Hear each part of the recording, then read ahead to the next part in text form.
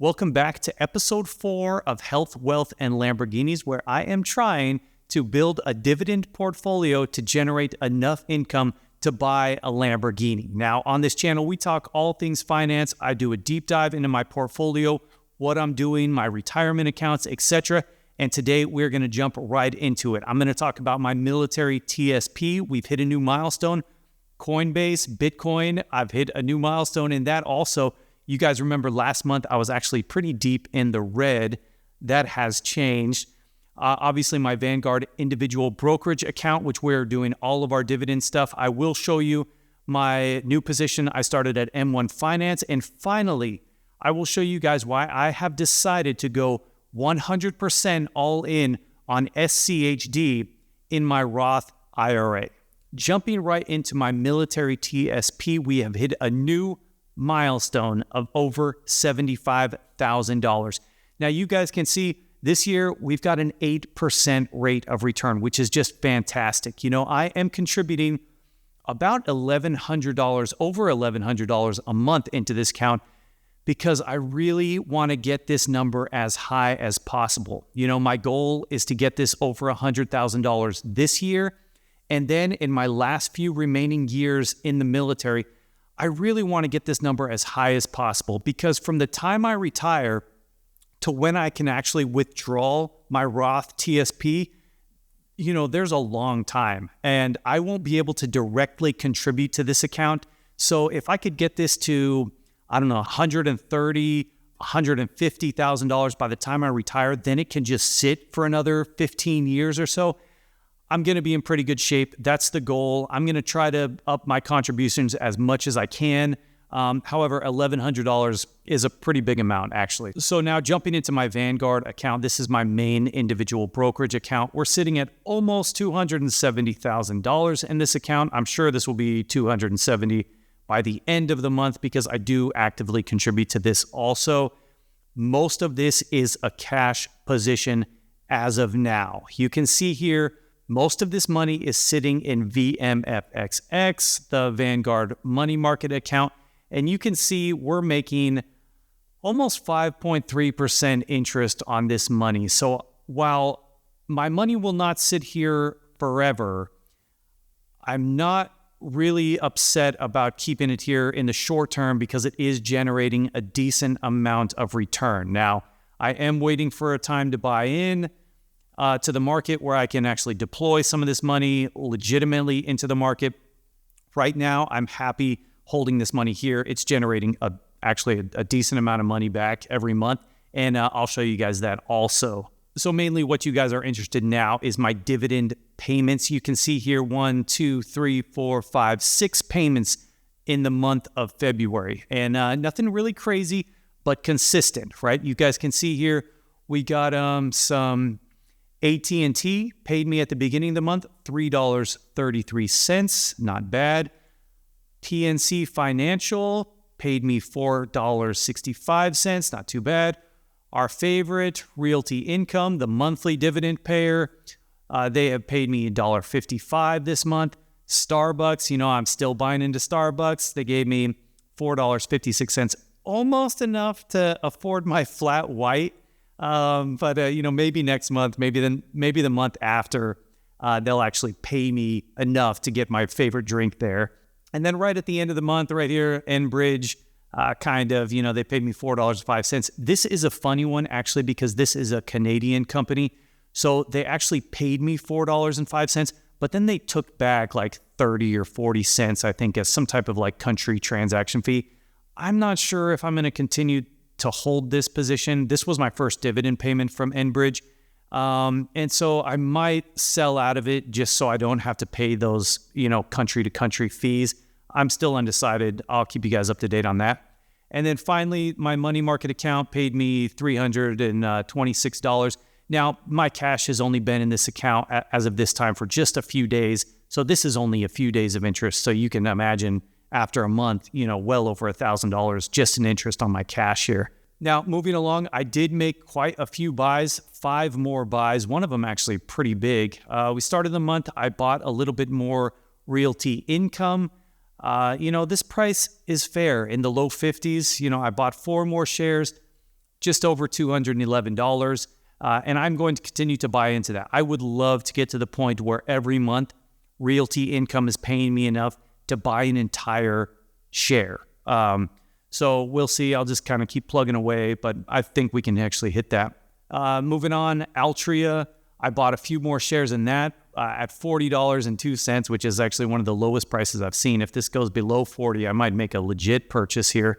$160 in Altria. You know, this company is fine. I don't really know their long-term future, but I mean, they seem to be kicking along. You know, their earnings report was fine. I thought, okay, Starbucks, I was traveling. I did buy a flat white, and you guys know anytime I go to Starbucks and buy a drink, no matter what, I buy the stock. So I bought a little high here at 95. I think the price is back down to 92, 93, but I don't really second guess myself. If I buy something at Starbucks, I buy a share. The end. Okay, so I picked up another share. And then towards the end of the month, you know, I had been watching Apple, and I want to start buying a few more stocks that are dividend growth focused and not just dividend yield focused. You know, stocks like Visa, Apple, Microsoft, Costco, maybe. You know, I've got a list in my mind, and these stocks relatively are more expensive than these kind of high yield stocks like AT&T or Realty Income. But, you know, Apple was going down. It was going down. I got it. You know, I put in a limit. I think that's what you call a limit. So I was like, okay, if it gets down to $180.01, I'll pick up 20 shares. And, you know, I'm shopping for a new Apple computer, a MacBook Pro. And, you know, I was like, well, if I'm buying that, I might as well buy into the company. So I picked up 20 shares, $3,600, my biggest one-time investment. And, you know, Apple doesn't pay the greatest dividend, but I do think that in the long term, this is going to be a company that I'm thankful to hold. So I picked up 20 shares. If it goes lower, I might actually even pick up some more. Finally, we added $50 to VOO. Now, again, you guys know I hold this account for my son. My wife and I, we contribute on a monthly basis. I am going to be moving this money this month to a separate account, whether it's a custodial account or maybe I put it in a mutual fund, just because as I deploy some of my cash, I want more of it to go into VOO, and I want there to be a separate distinction between basically what I'm investing and what I'm investing for my son. So I'm going to be moving this, and I'll let you guys know what happens with that. We will get back to my Roth IRA here in a minute, but moving on, I did start a position at M1 Finance. I did this because I want to buy fractional shares because there are some companies that are just too expensive. Think NVIDIA, okay? It's just too expensive. You know, I have the cash to buy a couple shares, but I don't want to, right? So I started a position at M1 Finance, and I just created one pie with 4 companies that I like. Are they in the Mag 7? Whatever, I don't know. Sure, I don't care. The ones I'm most interested in is Google. Why? Because I'm a YouTuber. Google pays me. I don't mind investing into the company, right? Google. Tesla. I owned a Tesla. I know how good these cars are. I really do believe in Elon Musk, and I'm a fan of the company. Amazon. Almost every day, I'm seeing some type of purchase from my wife on Amazon, and so it just is what it is. You know, whether I agree with all these purchases or not, that's besides the point. But people use Amazon, and, you know, we use it a lot. It's just so convenient to get something dropped off like Amazon Prime, you know, Amazon, okay? And then NVIDIA. I don't want to say an idiot, but if I didn't start allocating some money to NVIDIA, because this stock is just going crazy with, you know, all the microchips and, you know, AI and things like that. So basically every week I'm dumping in $100. I'm splitting it evenly minus a one-time $100 purchase to Google. And you can see Google's the only one I'm actually down in. But I am going to be just contributing 25% in this little pie on a weekly basis, $25 to each of those companies, and just see what happens. They don't pay dividends. I don't need to put them in my dividend account, but I did start this M1 Finance page just for the fractional shares, and that's what we're doing. Finally, Bitcoin, right? We are finally up. We're, you know, just this month alone, about 50%. And you guys know I have just been consistently buying in on a weekly basis. Now, what's kind of annoying is I am spending $25 a week to buy into Bitcoin, and then Coinbase takes a fee of almost $1.50. But I want to own the underlying asset. I don't just want to jump into an ETF or something for Bitcoin. I'm going to continue buying here. I might raise this as I learn more about Bitcoin and the halving and things like that, but I am buying $25 a week. And you can see here, invested $600, and we're already at over $800. So this is a $200 return, in a pretty short time. Now, in hindsight, sure, I should have just dumped a ton of money into Bitcoin, but you never know. I think Bitcoin might continue to go up, so I'm going to continue investing in this. I might allocate a little bit more money each week, dollar cost average, a little bit more into Bitcoin. I'm just not sure, but I am happy with the return so far. And it is exciting to watch Bitcoin, especially because it's traded 24 hours a day, 7 days a week, as opposed to the stock market where it's like exciting Monday through Friday, whatever it is, 8 a.m. to 4 p.m. or whatever the market hours are. And then it's like a little bit boring on the weekends, but Bitcoin is trading 24/7, so it's actually kind of exciting. Okay, and now finally, I want to talk to you guys about why I have decided to go 100% into SCHD in my Roth IRA. Now, before I jump in, I just want to let you guys know I'm an amateur, and since the beginning of my working career, I have been told, max out your Roth, max out your Roth, max out your Roth. That's pretty much all I was ever told. So as a military service member, the only thing I knew about Roth was the TSP. So I've done my best to continually increase my percentage that I'm contributing to my Roth TSP or 401k, in the civilian world. I didn't know that I could have a Roth IRA and my Roth TSP. Now, I'm sure for most of you guys probably know, I didn't know. Okay, so here I am, 40 years old. I finally maxed out my Roth IRA, whatever. Better late than never. And I have decided to go all into SCHD, and I'll explain why. So you guys can see here, all this purchase was done this month, and this was contributed before tax season for 24. So this is actually for tax year 23. So theoretically, I could max out my another 84, 85 shares of SCHD right now for the year 24, and I'll do that actually relatively soon. But let me show you guys why I've decided to go into SCHD for my Roth. So right here on the Market Beat dividend calendar, right, we've got SCHD right here. We've got it plugged in. This is the amount of shares I have right now. This, I'm not really concerned about the share price.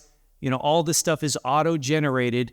Because this is in my Roth, I will not have to pay taxes on this when I withdraw. So my thought is, when I reach retirement age, I'm going to have military pension. I'm going to have my Roth TSP. I'm going to have my individual brokerage account dividends. And now I could have tax-free dividends from my Roth IRA via SCHD, right? So let's just pretend, here's where I'm at, 84 shares. I will max this out every year. I've got about 25 years left before I'll be able to withdraw. That'll put me at 65 years old. Sounds old, but I feel pretty good still. And you could see here, after 25 years, we're at, 450,000. Not the best return, right? Stock market would probably do better, okay? But I'm invested 100% into the stock market in my Roth TSP, okay? So a little bit of diversity here, correct me if I'm wrong, is probably not a bad thing, right? Right? I don't know. So you can see, obviously, this number is just going to go up and up and up and up. And so right here, you can see year one, I'm getting about $230 annually in tax-free dividends. Obviously, not enough to really do anything with, but if you scroll down a little bit more, at about the 7 or 8 year, now I'm making, what is that? That would be $200 a month, tax-free. That's something. Something might pay insurance, maybe, or something like that. We keep scrolling down here. now we're at 23 years. I'm not even at retirement age, and I'm making well over $1,000 a month tax-free. Okay? So that's kind of my thought process here, and that'll put like I said, my ending balance over $445,000 in this tax-free dividend income generating account. And I think it's going to be a nice complement to my portfolios across all the other brokerages and my TSP and my military to pension and Social Security. I think it's going to be actually a pretty good thing. Let me know if I'm wrong. Annual contribution limits, I assume, will go up over time. This year they were $6,500. In 2023, 2024, I think we're at $7,000. So I assume this number will go up, which will mean my total return and annual dividend will also go up. So I'm feeling pretty confident here. Correct me if I'm wrong, but this is what I am doing. So that's it. That's a pretty quick snapshot of everything we've done here. Annual income, not including my money market account, we're at about $500 just in my little dividend portfolio, right? Just in my little dividend portfolio.